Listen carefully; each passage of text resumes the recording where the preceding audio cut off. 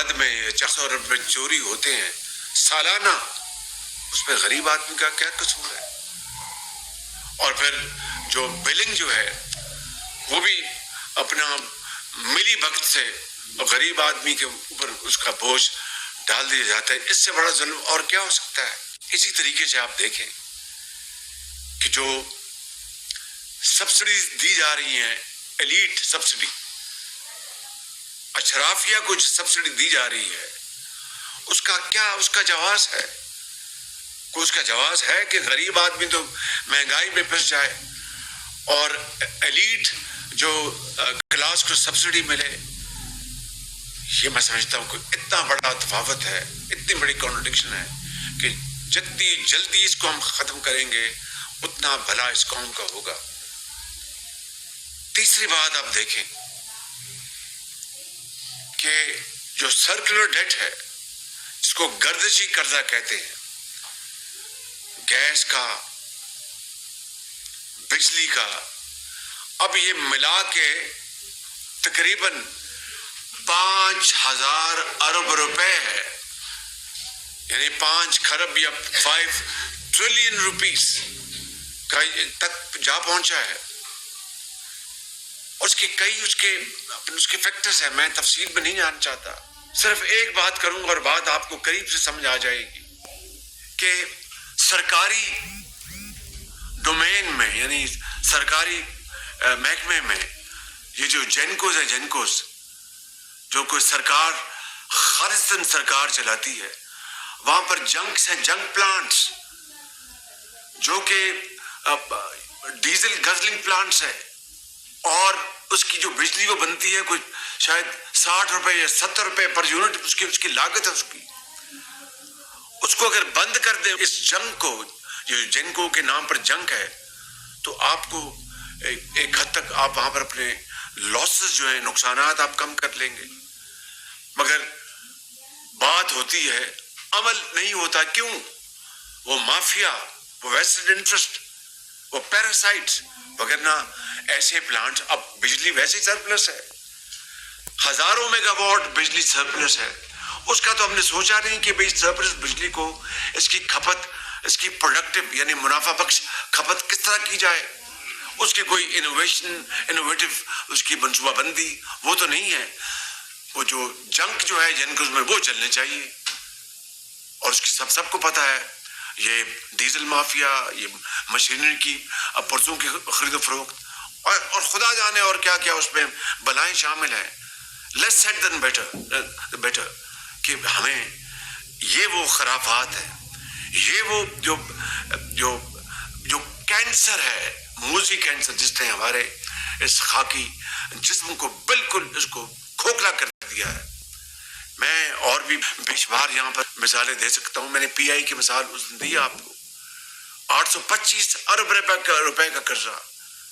یہ جو S O as ہیں، اسٹیٹ اونڈ انٹرپرائزز، کئی 100 ارب روپے سال کا لاس ان کا ہے. یہ آپ کی جو جس میں ڈسکس شامل ہیں، جس میں آپ کے اور بے شمار ادارے شامل ہیں، اور وہاں پر سرکار بیٹھی ہے، تنخواہیں دی جا رہی ہیں، اور نقصانات ہو رہے ہیں، اور پیسہ ادھار لے کے نقصان پورا کیا جا رہا ہے، کسی کو پرواہ نہیں ہے. تو کیا اگر 76 سال بعد ہم اس نہج پر پہنچ گئے ہیں کہ جہاں پر اپنی جو تنخواہیں ہیں سرکار کی وہ بھی ہم اپنا ادھار لے کے دے رہے ہیں، اور اس کا ہم نزلہ غریب آدمی کے اوپر ہم اس کو پھینک دیں اور اس کے اوپر بوجھ ڈالیں. جو ایماندار جو ٹیکس پیئرز ہیں، جو والنٹیرلی جو اپنا کروڑ روپے ارب روپے ادا کرتے ہیں، ان کو آپ مزید انہیں کے اوپر ٹیکس لگائے اور ٹیکس بیس نہ بڑھائیں. کل بات ہو رہی تھی کہ جی ریٹیلر کے اوپر اپنا ٹیکس لگانا چاہیے کیونکہ یہ تقاضا کر رہے ہیں انٹرنیشنل ادارے جو بھی ہیں، آپ جانتے ہیں. پر ریٹیلر کی بات تو بعد میں آتی ہے. ہول سیلر کہاں گیا؟ یعنی ہول سیلر غائب، اور ریٹیلر کو آپ پکڑے، ایک دکاندار کو جو بڑی مشکل سے اپنی روزی کماتا ہے، چھوٹا دکاندار، اس کی بات کر رہا ہوں. یہ وہ ہے کانٹرڈکشنز، یہ ہے وہ ویسٹرن انٹرسٹ جس نے آج اس بات پہ میں سمجھتا ہوں کہ میں کہنے پہ مجبور ہوں کہ اٹس ڈو اور ڈائی. اٹس ناؤ اور نیور، پرفارم اور پیرش.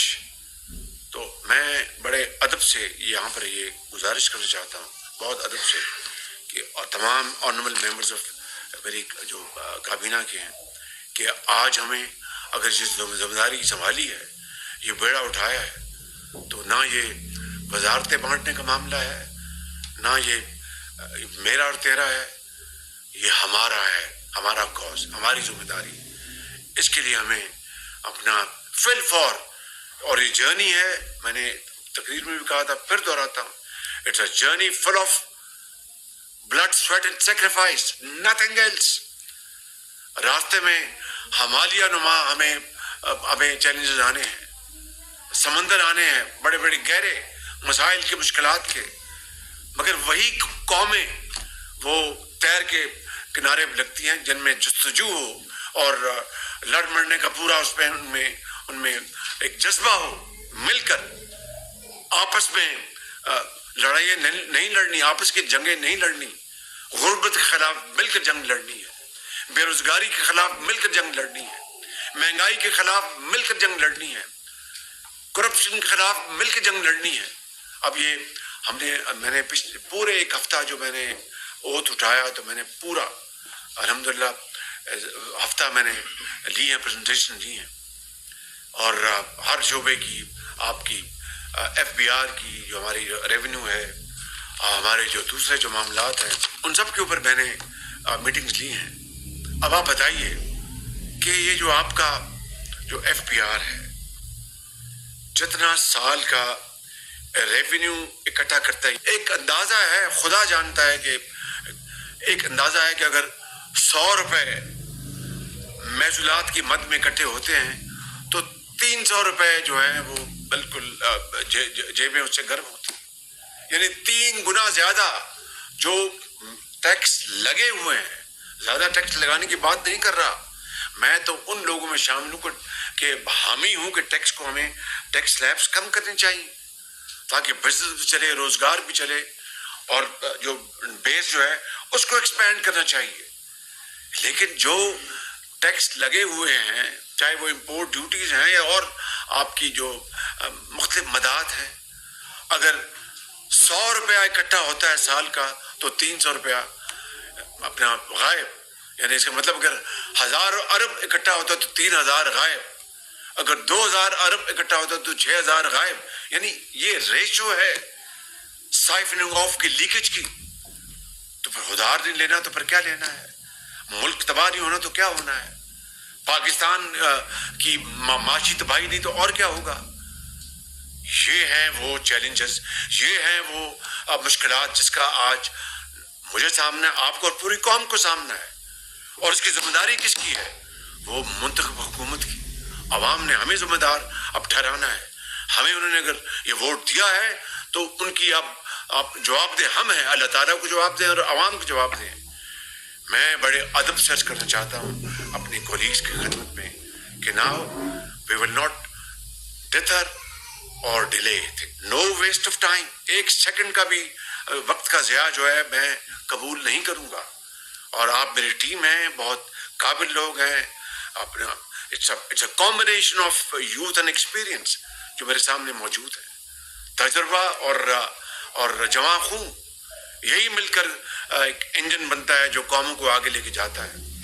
تو مجھے اس میں کوئی دو رائے نہیں کہ انشاءاللہ آپ اس میں ایک پوری ایک ایبسلوٹ کنوکشن کے ساتھ، ایک صادق جذبوں کے ساتھ، ہمت کے ساتھ، عزم صمیم کے ساتھ اور صمیم قلب کے ساتھ آپ انشاءاللہ اس سفر میں میرے جرنی میں میرے ساتھی بنیں گے، اور ہم مل کر انشاءاللہ ہم پاکستان کو عظیم بنائیں گے.